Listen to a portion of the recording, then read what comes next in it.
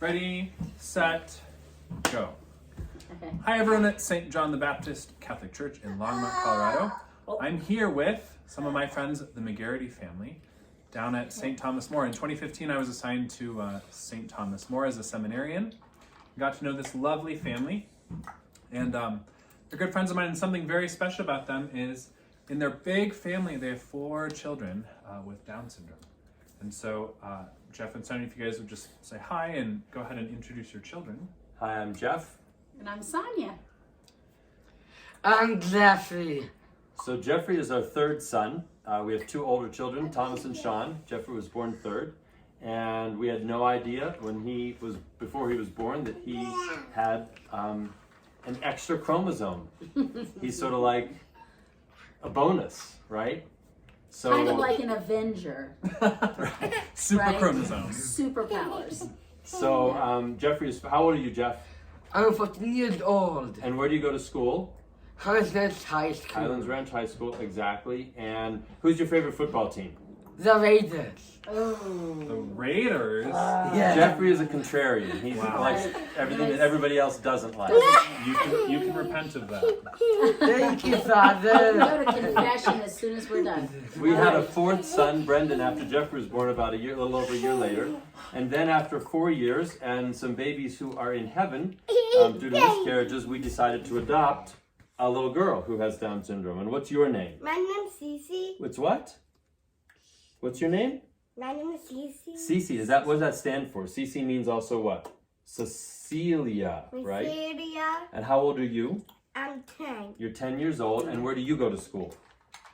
Eagle Ridge Elementary. That's exactly right. Eagle Ridge Elementary. And what's your favorite color?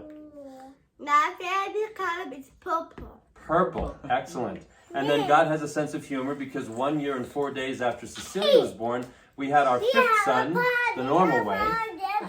His name is Augustine. And August is now 9 years old. So we had our, Cecilia had her first birthday. We had her finalized her adoption 2 days later, and August was born 2 days after that. So that was kind of a crazy pre-Christmas time. When it rains, Right. it pours. There you Yes. go. And then, after Augustine, in Yeah. 2015, we adopted Rosie from Georgia. Georgia. Georgia. What's your name? My name's Rosie. And how old are you? Well, I'm 5 years old. You're 5 years Rosie, old? can you tell everybody what your whole name is? My whole name is Rosemary. McGarity. That's That's Rosemary right. Tabitha McGarity. Nice Beautiful. job, Yeah. Rose. That's And what's your favorite color? My favorite color is brown. Brown. Brown. Why? Nice. Because A Franciscan in the making. well, and also because what's your favorite thing to eat? And my favorite is to eat a pizza.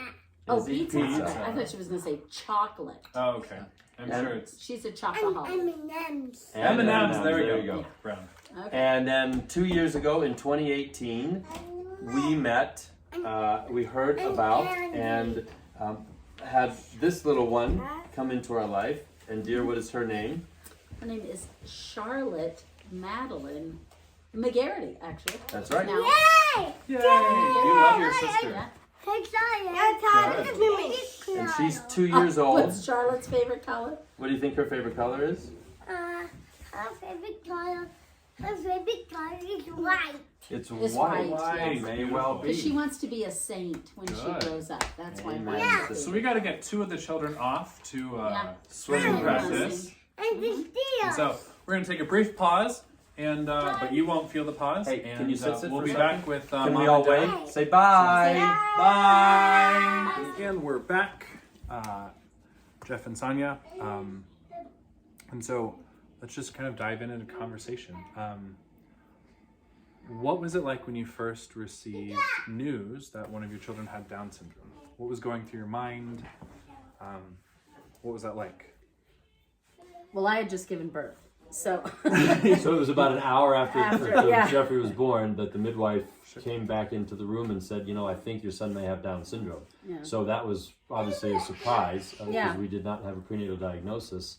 And frankly, even the 3D ultrasounds that we had looked just like our other kiddos. So there was Right. nothing you could see, before birth. So That we could, well, and I'll take it a step before that, when we had our first son, and then got pregnant really quickly after, and then we miscarried that Okay. baby, our little baby Therese. And I was talking with a sister of mine, and I said, if we can't have any more kids, then I want to adopt a child with Down syndrome. I had never met a child with Down syndrome, and so, or a person, sorry, with Down syndrome, but I had met my sister's sister-in-law, who had several children with special needs. We had gone there for Thanksgiving before we got married, and what I loved was the formation that her typical children had from living in a family with children with special needs. I think actually they only had one at that time. They since had more, but and so that thought just sort of immediately popped into my brain. We then had another son very soon after. We got pregnant again and had Sean, and then we got pregnant again, and then we had Jeffrey. Jeffrey is our son that has Down syndrome, and when Jeffrey was born and the midwife came in, there was certainly this sort of sense of shock, not shock, but just sort of surprise, oh my gosh. But then there was this other sense that said, well, now I don't have to adopt a child with Down syndrome because God answered that prayer. It's like we never know when we say something that God is always listening, and then he puts the desire in our heart and then fulfills that desire. What was so desirable? Why did you want a special needs child even before you received one? Well, because I thought it would bring blessings to our family. It would teach us compassion. I thought it would teach us how to love. And I wanted that for us and for any children that we would have. That's what I had seen in this other family. So I don't think there was fear necessarily.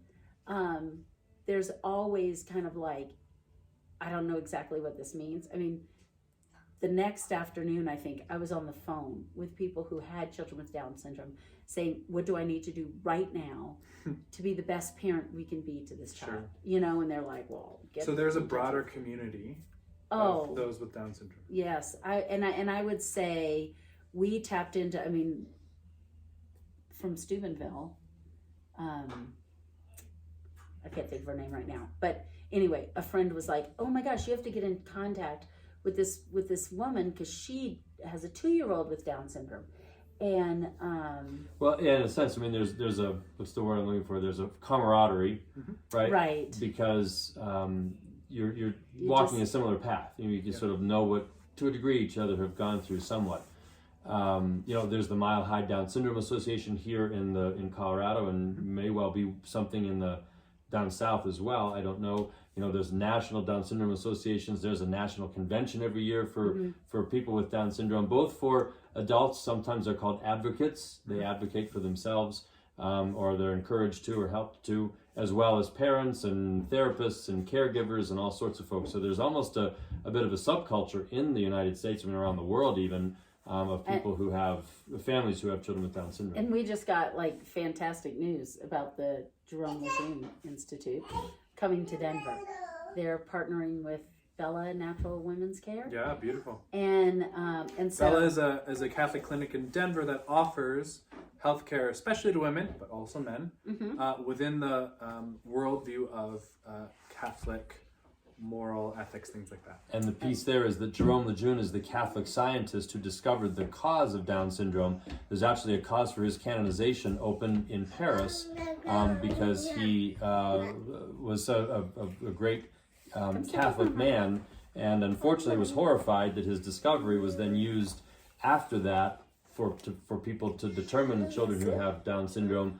And the statistic, at least in the United States, is that anywhere around 67% of children who have a prenatal diagnosis are aborted, and that just hurts our heart for several reasons. And so that's who Jerome Lejeune is, and then there's a foundation that we've just heard is opening a branch, if you will, or a clinic of some sort here in Praise Denver. God. So, with Bella. It's amazing. Good. It's very exciting because not only do they do research, but they also care for, do like pediatric care, and we do have that here with the C Center for Down Syndrome at Children's Hospital. Good. But it'll be nice to have more.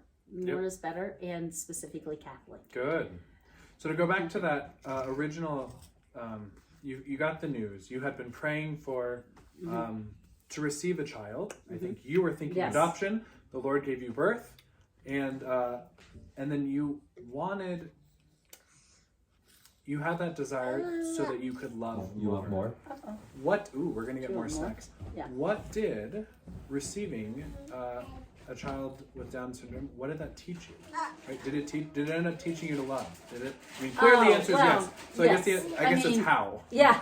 Well, so sort of. I mean, life gets busy, right? I mean, so Jeffrey came in, and we immediately went to how do we care for this child, and with that comes, oh my gosh, the articles that you read, and of course in this age of technology, it's like, and I'm just going to share one thing that I learned that I read, sort of at the go. It was a mom who wrote this article about her daughter, and at this point Jeffrey's like 6 months old, and we're just really pouring into therapies and whatnot. And during that time, we moved to Denver. We were in Washington, D.C., the D.C. area at the time. We moved to Denver, and lo and behold, we were pregnant with our other child, Brendan, who he and Jeffrey are 14 months apart. But one of the articles that I read, and I'm mentioning it because it always comes back in moments of complete frustration. I remember this article. This woman was writing about her daughter, and she was describing, and her daughter, I want to say was 7 or 8 at the time, that she wrote this article. And she's describing how my daughter makes me stop and appreciate life. Okay? And she says, I'm walking to, now I just want you to know that this was so far out of my frame of reference because Jeffrey was only 6 months old. But she's like, I walk my daughter to school every day, and my daughter stops and smells flowers and picks flowers and talks to trees and enjoys life. And she said, having a child with special needs has really taught me to slow down and appreciate the little things in life. And I'm like, oh, this is wonderful. I can't wait to have those encounters. Now, every day I walk my 2 daughters to school. And just today, as I'm walking my daughter Cecilia, who you met earlier, home from school, and we are 10 minutes late for therapy. Sure. And I am going, come on, Cecilia, come on, Cecilia. And she is dancing, and she's talking to the sky, and she's singing this song about how she I love to walk home with my mommy, and I love to dance as I walk to, because everything she does is a song. So as she's doing this, and I'm sitting here going, Cece, we are late. How about we race home and not dance home? Okay, here we go. Mommy's gonna come, and I think about this article, and I'm like, that is just one of the bazillion gifts that they give us. Is they appreciate every single thing about life. And we in Denver have this disgusting flower, this golden flower that stinks. I think it smells like vomit. And she wants to, and there's plenty of them in the open space. She wants to pick those and bring them to her teacher. And the minute you go near them, they just smell horrible. But for her, they're beautiful. So she has the beauty to just pierce to the good of everything. Exactly, to every single thing. I mean, that's because I was reminded of that on my walk home today. What would you say? How have your kids, taught you to love in a way that you did not anticipate? Well, I think one piece that you've already sort of said it is watch what you pray for because you just might get it. Yes. I can't think that I ever prayed for patience directly, and yet, kiddos in general, but are for with special needs have, take a little longer to do things. You have to just, be patient and say, okay. And it's not just taking longer, but it's just, I mean, things develop a little slower. They walk at 2 rather than 1. Their language takes a little longer. They may stay in diapers for longer, all those sorts of things until they're toilet trained. So there's an element where, I mean, first of all, you throw the what's the word, milestones out the window. You know, they happen when they happen. And when they happen, there's an element of rejoicing to it that, you know, one of the things with Jeffrey we've discovered with all the kids is you have to teach them how to play to a degree. They don't know how. And so once they've figured something like that out, it's like there's a light bulb that may go on, and they there's a rejoicing in things that with other kids you take for granted. Right. Right? That they just do certain things. When our kiddos do that, I mean, when our 4 kiddos do it, they've really reached something. The ability to crawl up steps or just to walk. I mean, that's something that's particularly special. So, So in many ways, it also sounds like having a child with special needs removes you from kind of the societal expectations, these kind of medically set milestones or whatever, to just say, to behold your child where your child's at, which probably might even change the way you look at your other children who are normal. Typical. Yeah. Is the sort of PC way of saying it. I was hoping you'd share your happy voice. Rosie has a thing where she will, Rosie's our 5-year-old. who you've met already. She these days has a new phrase. When Mommy and Daddy use a slightly stern voice, she will look at us and say, Mommy, Daddy, where's your happy voice? I mean, and it just, I mean, I want to write a book. Or we talked about it that says, where's your happy voice? Where's your happy voice? And it's just, we have to stop and say, right, where is my happy voice? I love it. I chuckle every time she does it. I'm like, yes. And I'm just kind of like, this is my happy voice. That's beautiful. Please stop sitting on your sister. There's an element where I think, you know, they help us or almost call us on things. Right. That, I mean, any kid could arguably do that. Just happens to be Rosie who is doing it for us. Well, and there's no sassiness in her. Yes, like, that's a good point. There is nothing coming from her that is critical in any way. Or being sarcastic about that. She's just like, Mommy, Daddy, where's your happy Where's voice? your happy voice? And then here we come with our happy voice. That's and so beautiful. in the moment, it can, and again, I'm very fallen, so it happens less for me than it does for him. Don't But even say it. it just kind of like lightens the mood and brings sort of like this grace into situations, and you know, then we're kind of laughing and just kind of like, yeah, you're right. Okay. Good. Oh, Rosie, would you please cooperate? And I think another piece connected to it is also our other children, our typical children, you know, the way that they, you know, have seen these 4 kiddos, you know, and the love that they have for them. My exposure to someone with Down syndrome had been a summer in college when I worked at a not exactly a home, but helped some folks who had Down syndrome work in grocery stores. So they were adults. This was my encounter with them. So I didn't really know kids. We knew nothing about it. I mean, some of the things that can come along with it can be heart defects, issues with, low muscle tone, so they have a hard time walking and talking. And so, but there's a learning curve, and I lost my train of thought where I was going with that. That was my sort of experience of kiddos before. Oh, it was our other children. And so at a young age, our 17 down to 9-year-old have all grown up with kids with special needs and friends and family in the neighborhood. Yeah. I mean, again, I don't know what God's plan is and how he when you sort of see it all one day, God willing, in heaven, whether it's friends who've wanted to become therapists because they've had experience with our children. The Dalton girls that live across the street, their eldest is applying for occupational therapy school, and their 3rd daughter wants to be a physical therapist. And we've had others as well, other people who've been part of our life. Even just that has just been and other families, and I think it helps the kiddos in those families realize, okay, here's a child with Down syndrome. And we play with them, we talk to them, and it's part of life. It's not unusual. Obviously, mainstreaming at schools is also having that happen more so than when we were growing up, 30 years ago, 40 years ago. So that's a beauty to see. In general, society, it's almost a double, not a two-edged sword, but an irony, is that there's an element where so many of the kiddos with Down syndrome, and I think it's something like, well, I'm not going to give the number per year that are born in the United States, but it's not 8,000. No, I don't remember. But anyway, but at the same, so we're also, while in one sense society is saying doctors are encouraging families to abort their children with Down syndrome, the other side is that when they are born, there are more services for them. Yeah. They're living longer than they did 50 years ago. Sorry for the phone. Oh, you're fine. This is just home life. This is Right. beautiful. Domestic church.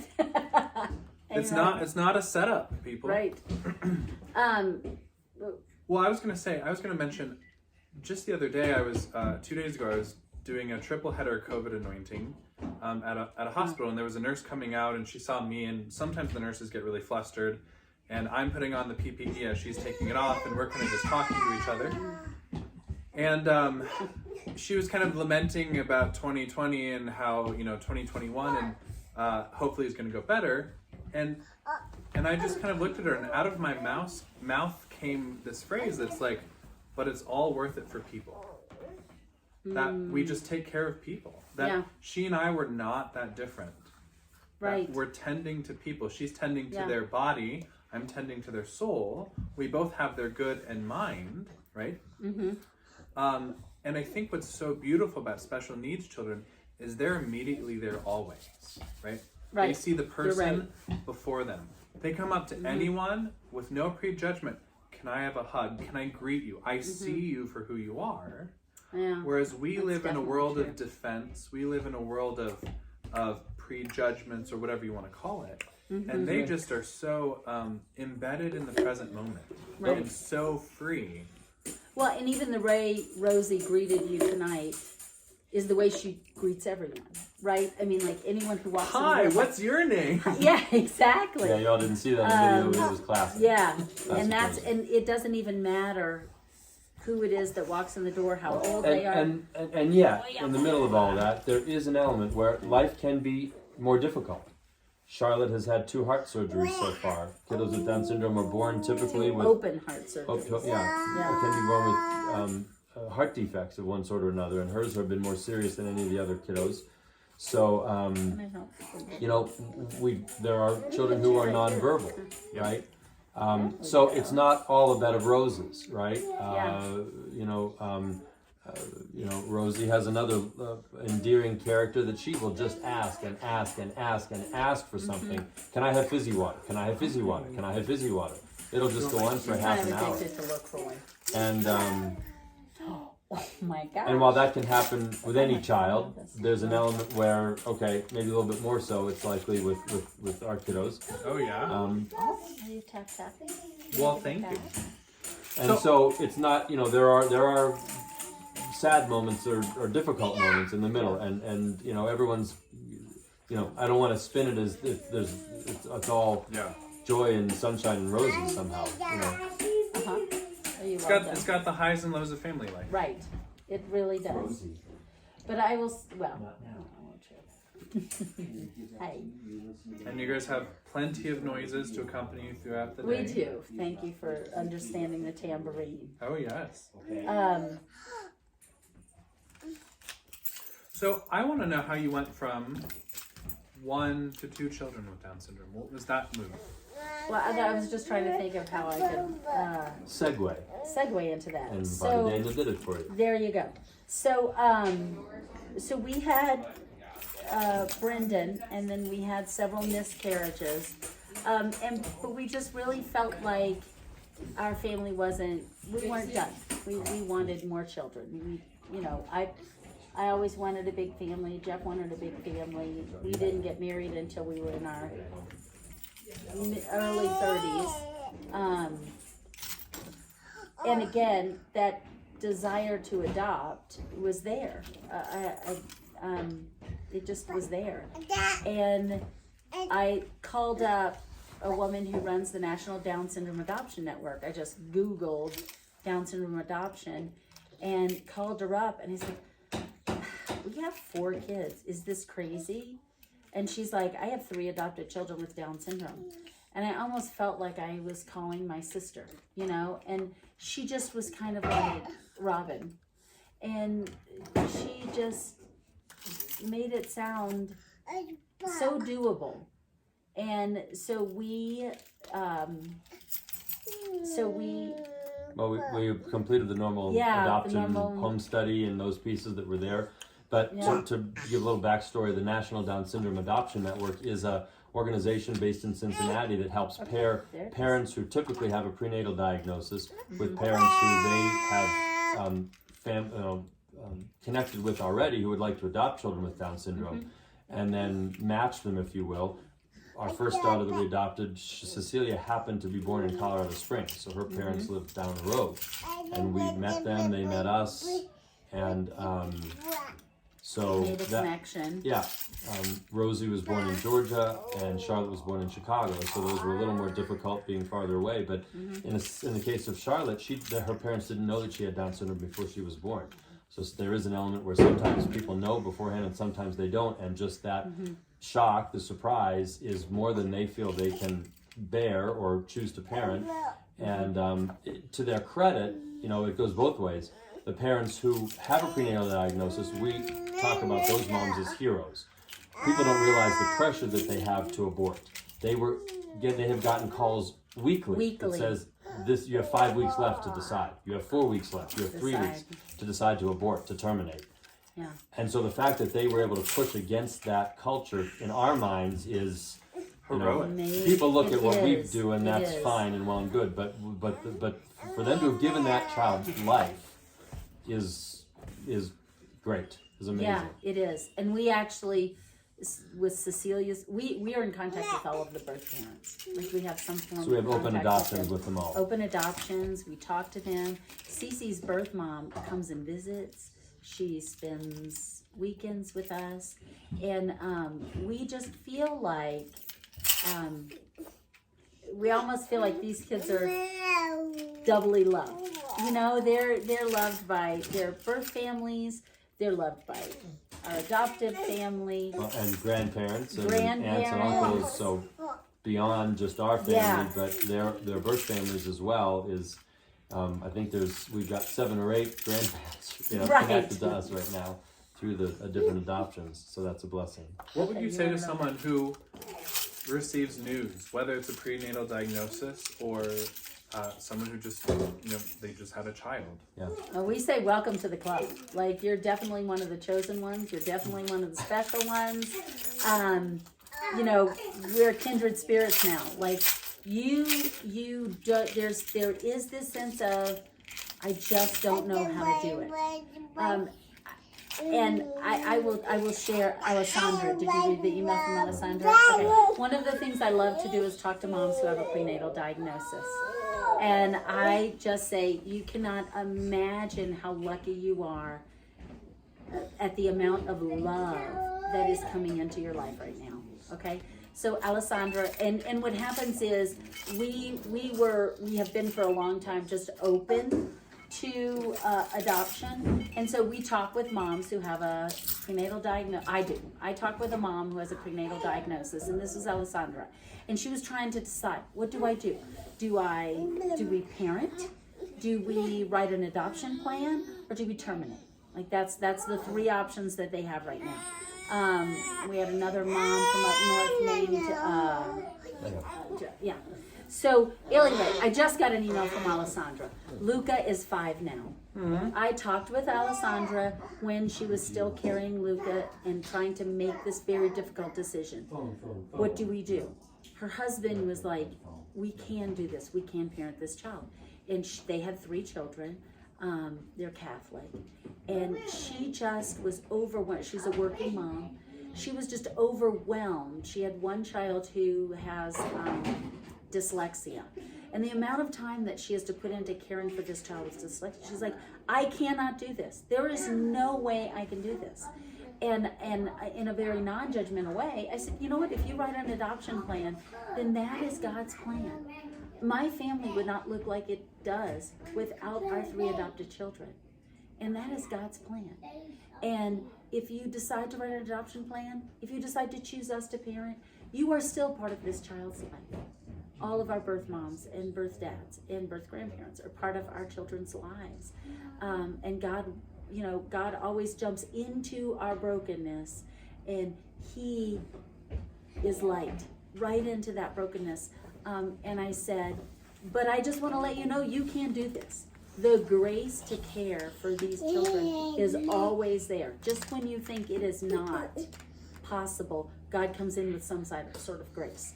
And I always kind of share with them what that grace sort of looks like. Whether it's, someone at the parish who right when we need something leaves an envelope with our name on it without a signature that says, here's, a little bit of cash to help however you need. That has happened too many times to count. Or it's, a friend who is coming and can provide some childcare or assistance or whatever. Everything we need is always there when we need it. And I just got an email from Alessandra, Luke is now 5, and her email was, none of us can imagine life without him. It is hard. It is challenging. But we just, I just wanted to reach out to you and say thank you for telling us that this could be a possibility, because our life would not be our life without him in it. And she showed me pictures of him, and he's of course beautiful, and he's of course, just a delight. And if there's one picture of his brother holding him up like this, and the joy in his brother's face and the joy in his face is what life is all about. Wait, can you wave? Can you say hi to yourself? You see, Rose, Charlotte, I'm sorry, loves telephones. Nice. We laugh. So they could not imagine life without. No, not without him. And again, there's that fear. And so what I try to tell people is that there's really nothing to be afraid of, because everything you need, the grace, for everything you need is right there in that moment. And God gives it to you. And I haven't had, Shanti is her name, from North Denver. She was kind of in the same boat. And she had her son, Solomon. And again, I'll get this, a random text out of the blue. I saw you at the National Down, at the Buddy Walk, the Rocky Mountain Down Syndrome Walk. I didn't have a chance to talk to you, but, you just don't understand how much we love Solomon, and what a joy he is and a delight he is. And all of the reasons not to have a child with Down syndrome and not to parent. I've heard all of the reasons. We've heard them all, I remember Shanti saying, I don't want our son, who was 2 years older when she was pregnant. He was 2 years old. I don't remember his name. Leo. Leo, that's right. Pope St. Leo the Great. I shouldn't have forgotten that. I don't want Leo to grow up having to take the responsibility for Solomon. I don't want to ladle him with that responsibility. That was a real fear for them. And now she's like, I can't imagine Leo not having his brother in his life. It's just name the reason why not to. And once you have experienced life with these children, you can't imagine not having that. That's beautiful. I don't know how else. I always think about God giving children as a fruit of a marriage, but also fertilizer for the continuing of the marriage. So I think about the Lord giving you your children, both by way of birth and by way of adoption, for your own spiritual fruitfulness as well together. And I see the tenderness of how, right, you sit with each other, that you're attentive to each other and listening and go dadding while we're interviewing and things like that. That not all of the families that I've seen have that. And so it just, to me, it's a really beautiful witness that you've said yes to your children, you've given life to your children, but what more have they given back to you that we won't even see at this side of the grave, right? We'll see God's beautiful plan in heaven. How have your children taught you to be a father in a sacrificial way? Bam, ready, set, go. I've already He's mentioned the right the person patience to piece. ask. Yeah. there's an element. It is funny. I guess if we were to log the number of hours we spend at doctor's appointments, we're probably not traveling the world like some people get to do. And I don't know that was on my list of my bucket list, so I may be okay with that, where other people may not be. But there is an element where I've sort of joked and I've said I'd sure hope that somehow the time that we've spent in doctors' offices and hospitals, again, don't take this the wrong way, but sort of comes back to us in heaven. Obviously time's eternal in heaven, so there's not that element. Yeah. But I guess there is that we, and it's almost become somewhat second nature for us now. It just is what it is. Okay, we're taking a kid to the emergency room. We'll probably end up in the hospital. You may as well take your bags with you, because you're going to probably spend at least a night there, maybe two. So we've done that, a dozen times probably for one reason or another with the different children. And so I guess there's a dying to self in the sense that, what we think we need to do or what life we think is going to look like, or even what next week is going to look like, doesn't always end up looking like that, for them. And, I was going to say the gospel according to Anna and Elsa.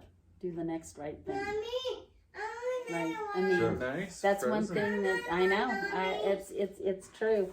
In fact, I'm gonna say two things that Jeff has pointed out to me. One is the gospel according to Anna and Elsa, and one is the gospel according to Moana. Right where you are. There's Rosie is addicted to Moana. Cece is addicted to Frozen, so it kind of fits in our life.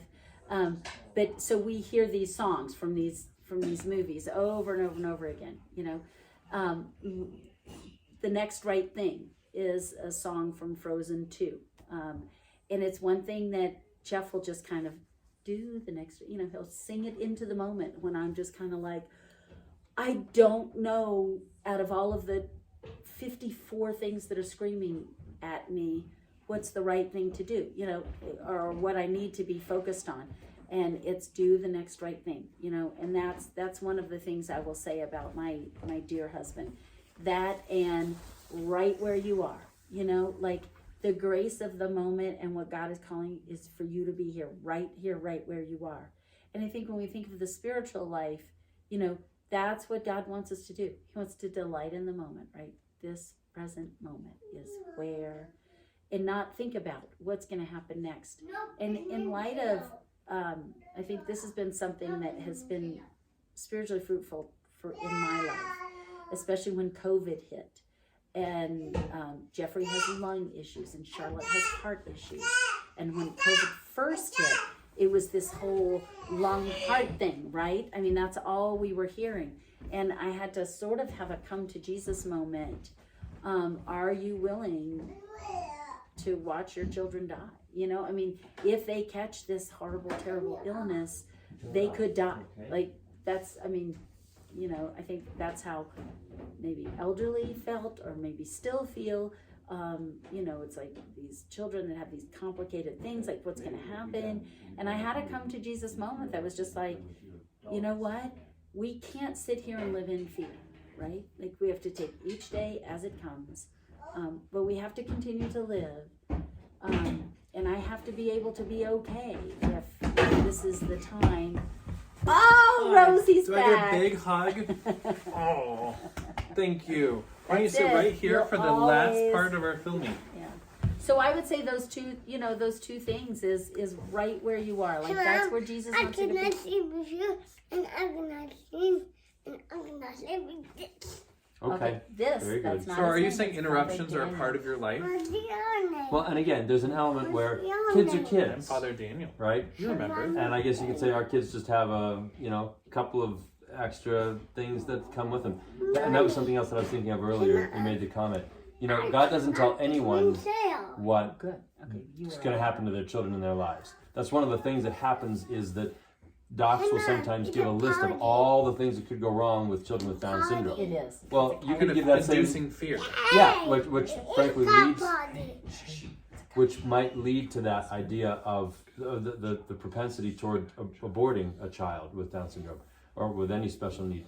I mean, if you could give a list to any parent of what any child could go through their life, and if you look down that list, you might not do that. So, you know, there is an element where you had asked earlier about what we would say to parents, and that is something that says it's not, you don't get all of that, you know. Yeah. There may be several issues, you know, with different kiddos, and Jeffrey has hearing loss, Rosie has also a little hearing loss, Charlotte has her heart issues, but And Cece's, you know, pretty much perfectly healthy. I mean, Cecilia has she's not on medication, you know, she's just a kid, you know, I mean, that's but her. there's an element of, but just that idea that you just don't know, and the fear that can bring is what can sometimes be most difficult. Yeah. And that I would just say to folks, you know, there's no way of knowing exactly what any child is going to be like, and with all,